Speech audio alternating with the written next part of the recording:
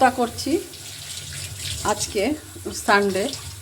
সিমটাকে আর রসুন কালো জিরে কী করেছি, কাঁচা লঙ্কা একটু বেটে নিয়েছি মিক্সিতে, দিয়ে তেল গরম করে তেলের মধ্যে চিকেনটা ম্যারিনেট করে রেখেছি।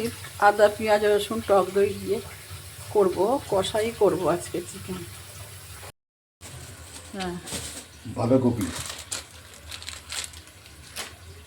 ক্যাপসিকাম,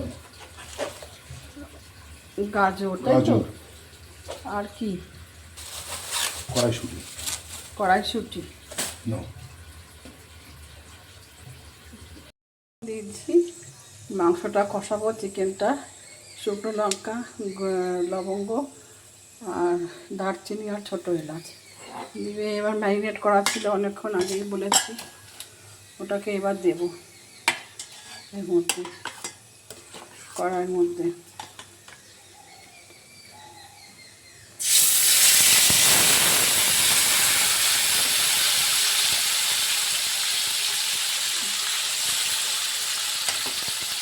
আর আলুটা ভেজে রেখেছি আগে।